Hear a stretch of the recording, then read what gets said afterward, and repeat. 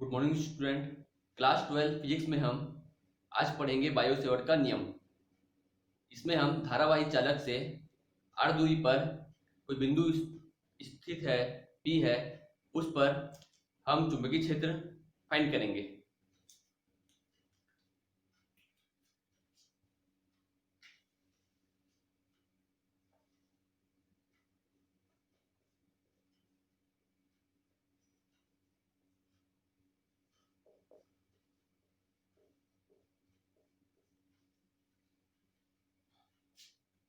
जिन bio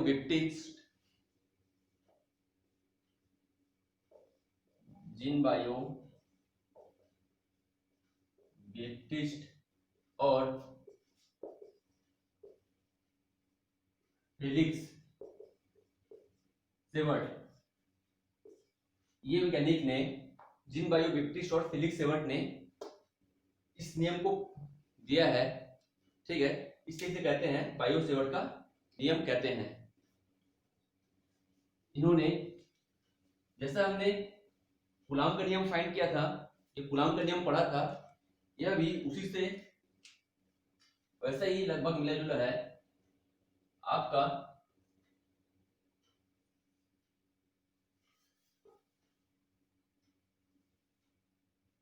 यह एक चालक है, ठीक है। चालक में आपका धारा आपका I प्रवाहित हो रहा है। इस चालक से, ये चालक आपका X Y कोई चालक है, चालक में धारा I प्रवाहित हो रहा है। इस चालक का एक छोटा सा स्मॉल अवयव हम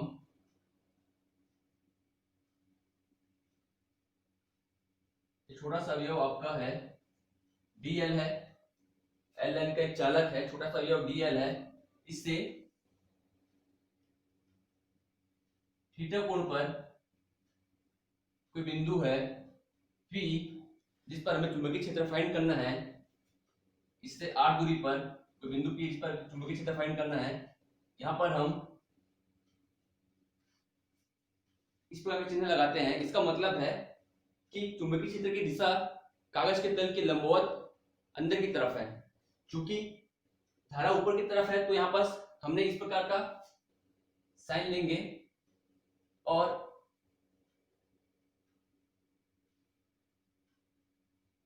यदि यहाँ पर यदि ये XY चालक है और यदि दिशा नीचे की तरफ होता, ये अगर थीटा कोण पर स्थित होता, तो यहाँ पर हम डॉट लेते हैं। यह तो दर्शाता है क्रॉस चिन्ह कि चुंबकीय क्षेत्र की दिशा कागज के तल के लंबवत नीचे की तरफ है, और यह दिखाएगा चुंबकीय क्षेत्र की दिशा कागज के तल के लंबवत ऊपर की तरफ आएगी, ठीक है। ये कागज का तल है, तो चुंबकीय क्षेत्र की दिशा आपका अंदर की तरफ है।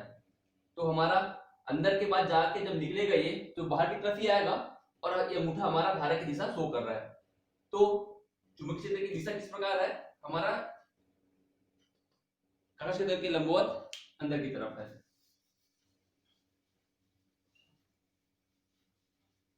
ठीक है। तो बायो सेवर्ट के नियम कहता है किसी चालक में बहने वाली धारा आपका, किसी चालक का जो चुंबकीय क्षेत्र है वह चालक में बहने वाली धारा के अनुपाती होता है। चुंबकीय क्षेत्र को हम B से शो करते हैं। क्योंकि हम यहाँ पास पूरे X और Y का चालक का पूरा चुंबकीय क्षेत्र न लेकर हम छोटे से अवयव का चुंबकीय क्षेत्र ले रहे हैं, तो यहाँ पास लिखेंगे dB equal to proportional to आपका होता है I, धारा के अनुपाती। ओके। दूसरा है आपका, इन्होंने कहा चालक का चुंबकीय क्षेत्र जो होता है, ठीक है, इस अवयव का चुंबकीय क्षेत्र है आपका, ये जो कोण है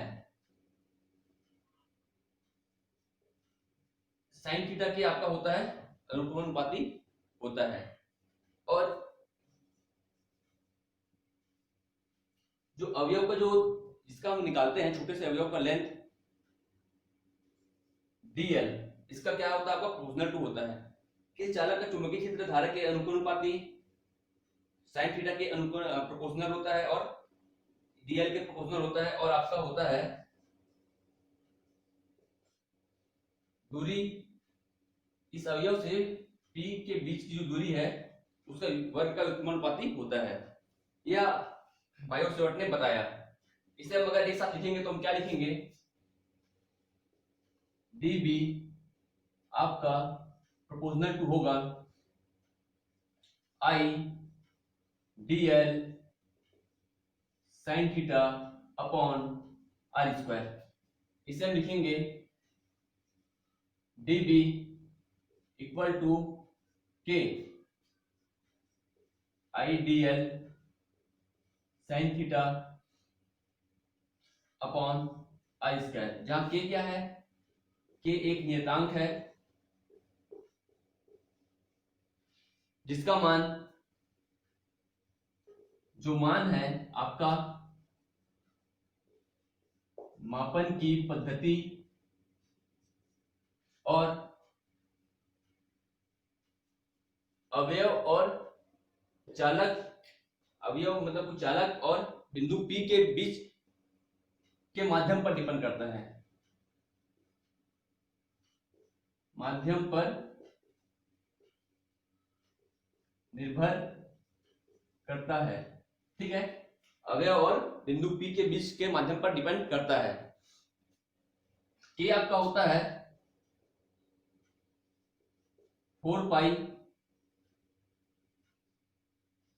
न्यू जीरो अपॉन 4 पाई होता है। यहां पर हम इसका मान निकालेंगे। ठीक है, इसका मान पहले हम रख देते हैं, k की जगह हम क्या रखते हैं, db इक्वल टू हम रख देते हैं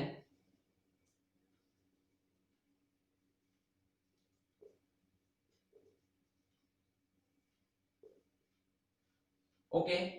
यदि हमें इसका मात्रक अगर पूछेगा म्यू जीरो का मात्रक क्या होता है, तो इसका मात्रक होता है आपका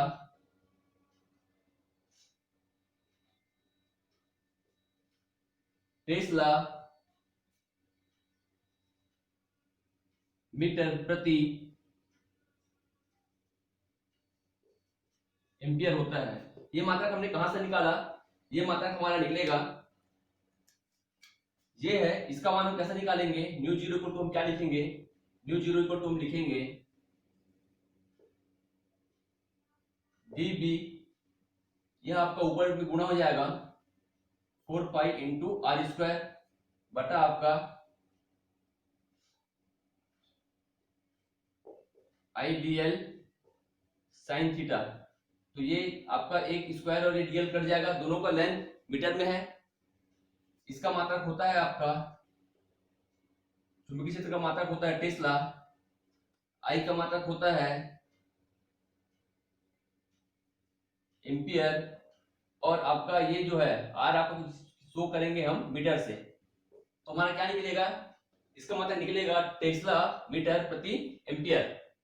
okay,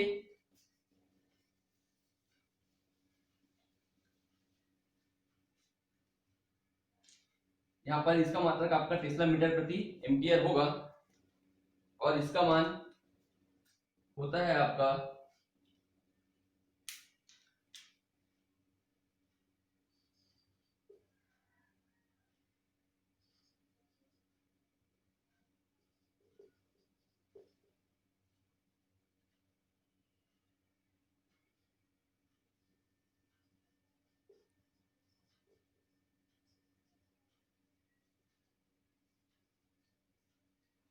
okay.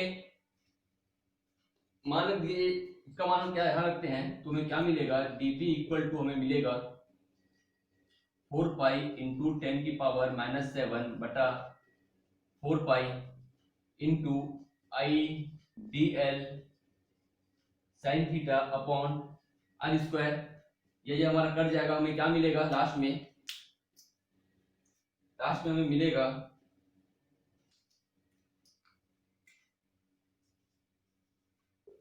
dB equal to 10 की power -7 I D L sine theta upon R square. ठीक है, तो ये हमारा चुंबकीय क्षेत्र के लिए व्यंजक हमारा ये है dB equal to 10⁻⁷ IDL sin theta upon r square. Okay, यहां पर हम फाइंड करते हैं बायो-सेवर्ट नियम की कुछ विशेषताएं फाइंड करते हैं। और एक इसको आप यदि सदिश रूप में अगर हम लिखना चाहेंगे, सदिश रूप में हम किस प्रकार लिख सकते हैं,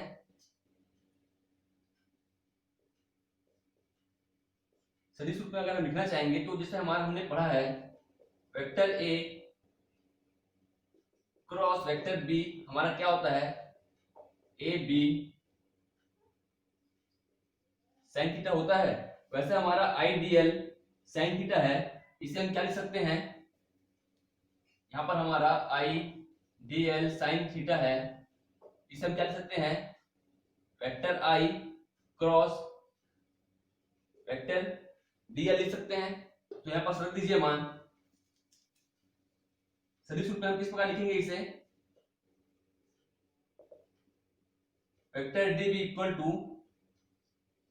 10⁻⁷ r स्क्वायर, या यहां पर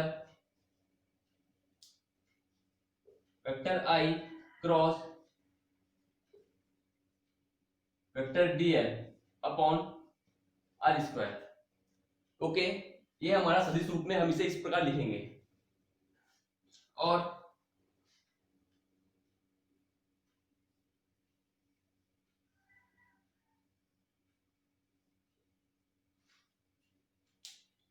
अब हमें यदि बायो-सेवर्ट नियम की अगर विशेषताएं अगर पूछ दें तो देखते हैं इसका मान अधिकतम कब प्राप्त होता है और न्यूनतम कब प्राप्त होता है। तो हम इसे कह सकते हैं कि आपका यह जो होता है, यहां पर देखिए सदिश रूप में है हमारा, तो डीएल और आर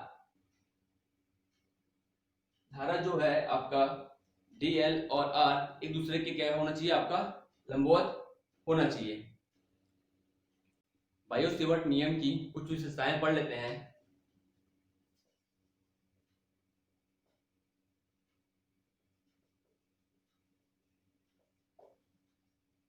पहला है, यह नियम आपका मुख्यतः जो है कूलाम के नियम के जैसा ही है। ओके, और हमारा जो मुख्य जो फॉर्मूला है यह आपका ये है dB equal to d0 upon 4 pi IDL sin theta upon r square. पहले कहा मैंने कूलाम के नियम के अनुरूप है, कूलाम के नियम के अनुरूप। दूसरा है आपका डीएल और आर एक दूसरे के क्या होंगे, लंबवत होंगे, डीएल परपेंडिकुलर आर होना चाहिए। तीसरा है, यहां पर यदि मैं थीटा का मान यदि मैं 0 रखता हूं तो हमें क्या मिलेगा, साइन थीटा या साइन 0 इक्वल टू में क्या प्राप्त होगा, 1 प्राप्त होगा। सॉरी, साइन 0 इक्वल टू हमें 0 प्राप्त होगा। तो हमें dB क्या प्राप्त होगा, इक्वल टू हमें 0 प्राप्त होगा। तो जब कोण मतलब कोण अगर 0 हो, इससे मतलब क्या थीटा का मान यदि इसी में ही हो, बिंदु P यदि इस चालक तार में हो तो हमें कोई चुंबकीय क्षेत्र प्राप्त नहीं होगा। और यदि चौथा में बोला है यदि थीटा का मान 90 अंश मिले, मतलब DL और R एक दूसरे से 90 डिग्री कोण पर हो, तो हमें dB का मान जो होता है वो हमें क्या प्राप्त होगा, मैक्सिमम प्राप्त होगा। क्योंकि साइन 90 का मान होता है हमारा 1, और यहां पर अगर हम साइन 90 अगर 1 रखेंगे तो हम क्या लिखेंगे, हमें क्या मिलेगा, यहां पर हमें मिलेगा dB इक्वल टू